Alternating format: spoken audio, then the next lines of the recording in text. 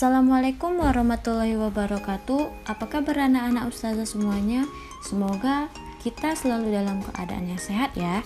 Nah, pada video kali ini kita akan melanjutkan pelajaran kita tentang masa penjajahan Belanda di Indonesia, tema G, subtema 1. Adapun tujuan pembelajaran kita pada kali ini diharapkan setelah menyimak video antum dapat menjelaskan sejarah masa penjajahan Belanda di Indonesia. Kemudian antum dapat menjelaskan bentuk perlawanan bangsa Indonesia terhadap Belanda. Nah, sebelum pelajaran kali ini kita mulai, marilah bersama-sama kita mengucapkan basmalah. Bismillahirrahmanirrahim. Baiklah anak-anak ustazah, langsung saja. Pada awalnya bangsa Eropa datang ke Indonesia itu untuk berdagang. Mereka datang untuk mencari rempah-rempah yang sulit didapatkan di Eropa yang beriklim dingin. Rempah-rempah dapat digunakan untuk pengobatan, penyedap makanan, serta pengawet makanan. Awalnya, bangsa Eropa ingin membeli langsung rempah-rempah di Maluku karena kualitasnya yang bagus dan harganya murah. Tetapi, lama-kelamaan mereka memonopoli dan menjajah kita. Beberapa negara yang pernah datang ke Indonesia yaitu negara Portugis, negara Spanyol, kemudian ada Inggris dan ada Belanda. Nah, Belanda datang ke Indonesia pada tahun 1596 yang dipimpin oleh Cornelius de Houtman di Banten. Nah, tujuan utama kedatangannya yaitu untuk membeli rempah-rempah dan berdagang. Awalnya Belanda menunjukkan sikap bersahabat, tetapi lama-kelamaan Belanda menunjukkan sikap serakah dan kasar. Masyarakat Banten pun marah dan tidak mau menyambut Belanda sehingga Belanda tidak dapat melanjutkan perjalanannya ke Maluku. Akhirnya bangsa Belanda pun kembali ke negerinya. Nah, kemudian bangsa Belanda datang lagi ke Indonesia untuk kedua kalinya yang dipimpin oleh Jacob van Lith di Banten pada tahun 1598. Nah, sejak saat itu bangsa Belanda berlomba-lomba datang ke Indonesia.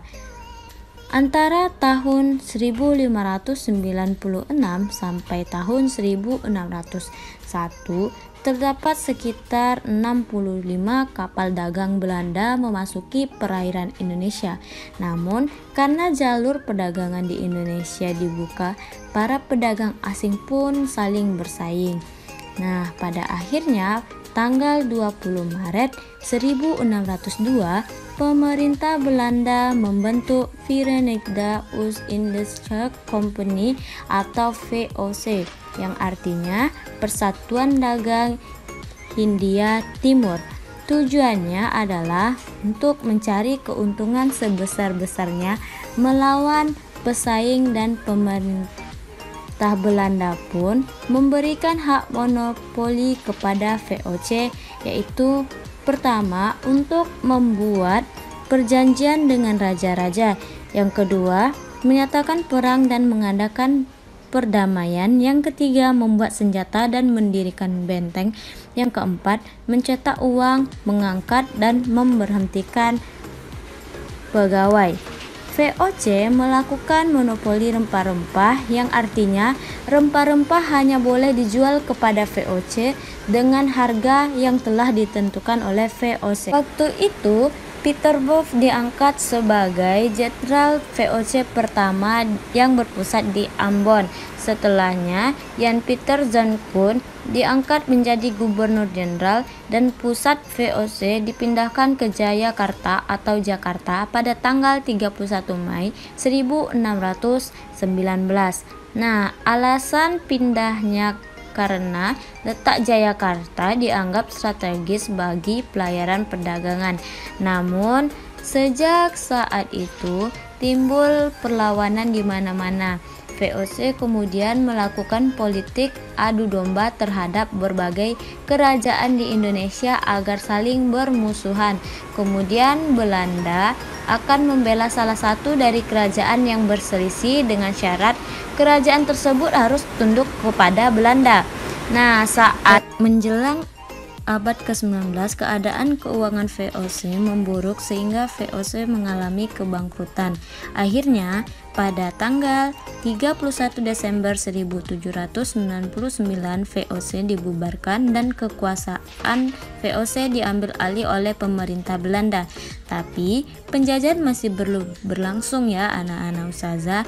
Nah, untuk mengetahui kelanjutannya silahkan antum tunggu video ustazah berikutnya. Sampai di sini dulu pertemuan kita pada hari ini.